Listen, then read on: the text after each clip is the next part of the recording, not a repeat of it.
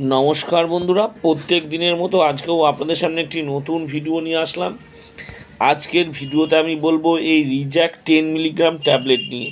এটি কিভাবে ব্যবহার করবেন, এর কি ডোজ আছে, এটি কোন কোম্পানি তৈরি করে, এই মেডিসিনটির কত দাম করেছে, এই মেডিসিনটির কোনো বিকল্প মেডিসিন আছে কি না, সব শেষে জেনে নেব এই মেডিসিনটির কিছু পার্শ্ব প্রতিক্রিয়া। তার আগে বলি, এই চ্যানেলে প্রত্যেক দিন মেডিসিন সম্বন্ধীয় তথ্য পাওয়ার জন্য চ্যানেলটি সাবস্ক্রাইব করে রাখবেন। আমার নাম দেবব্রত বসাক, আমার চ্যানেলের নাম দেবা মেডিসিন। তো চলুন ফ্রেন্ড, আজকে কিছু নতুন শিখে নিই। তো ফ্রেন্ড, যে মেডিসিনটা বলছিলাম সেটি হচ্ছে রিজ্যাক্ট 10 মিলিগ্রাম। এটি 5 ও 10 মিলিগ্রাম মার্কেটে অ্যাভেলেবেল পাওয়া যায়। এটির দাম করেছে 370 টাকা। এটি 4টি ট্যাবলেটের পাতা। এর মধ্যে দেওয়া আছে রিজাট্রিপটান 10 মিলিগ্রাম। এই উপাদানটা দিয়ে এই মেডিসিনটি তৈরি করা হয়েছে।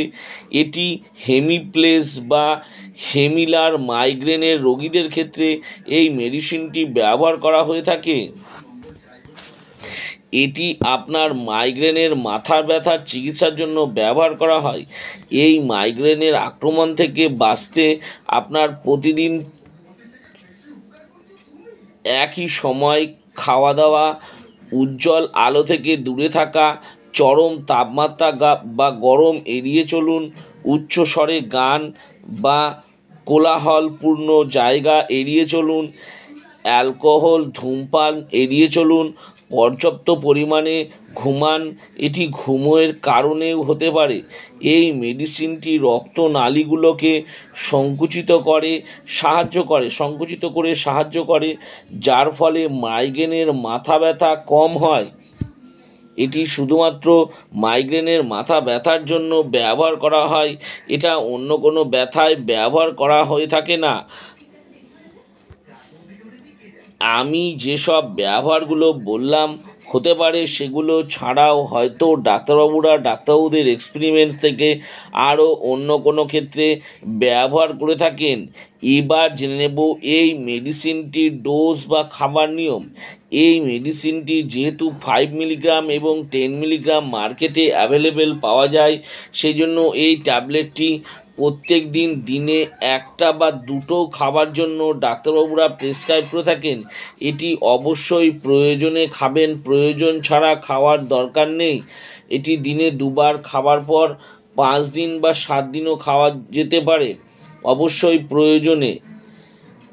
এবার জেনে নেব এই মেডিসিনটির সাথে কোন কোন মেডিসিন ব্যবহার করা যাবে না, যেমন হচ্ছে ফ্লুভক্সিন ট্যাবলেট, অন্ডাসেট্রন ট্যাবলেট, প্রোপাইনাল ট্যাবলেট,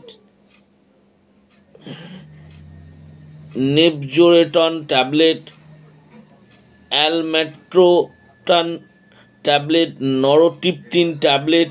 এই জাতীয় মেডিসিনগুলো এই মেডিসিন সাথে ব্যবহার করলে মিথস্ক্রিয়া হতে পারে।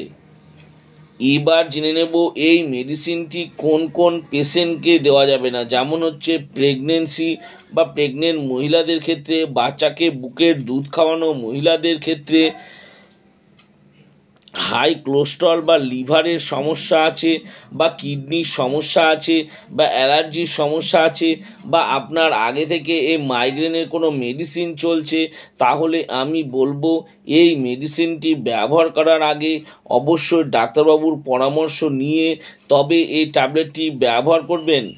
সবশেষে জেনে নেব এই মেডিসিনটির কিছু পার্শ্ব প্রতিক্রিয়া, যেমন মাথা ঘোরা হতে পারে, মাথা যন্ত্রণা বেড়ে যেতে পারে, মুখ শুকিয়ে যেতে পারে, বমি বমি ভাব হতে পারে, গায়ে র্যাশ বেরোনো বা অ্যালার্জি হতে পারে ইত্যাদি হয়ে থাকে। আমি যেসব পার্শ্ব প্রতিক্রিয়াগুলো বললাম, হতে পারে সেগুলো ছাড়াও যদি আরও অন্য কোনো সমস্যা দেখা দিয়ে থাকে, তাহলে আমি বলবো এই রিজ্যাক্ট 10 মিলিগ্রাম ট্যাবলেটটি বন্ধ করে দেবেন এবং সঙ্গে সঙ্গে ডাক্তারবাবুর পরামর্শ নেবেন। তো ফ্রেন্ড, এই রিজ্যাক্ট 10 মিলিগ্রাম ট্যাবলেট নিয়ে ভালো করে বুঝিয়ে দিলাম। আরও কিছু যদি জানবার থাকে নিচে কমেন্ট বক্সে কমেন্ট করে অবশ্যই জানাবেন, আমি তা তার উত্তর দেওয়ার চেষ্টা করব। আর আমার এই ছোট্ট ভিডিওটি যদি ভালো লেগে থাকে তাহলে অবশ্যই একটি লাইক করবেন। আর আমার চ্যানেলে যদি নতুন হয়ে থাকেন তো চ্যানেলটি অবশ্যই সাবস্ক্রাইব করে রাখবেন।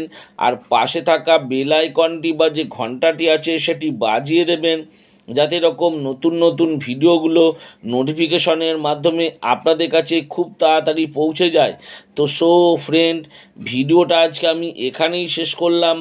ভালো থাকবেন, সুস্থ থাকবেন, দেখা হচ্ছে পরের ভিডিওতে।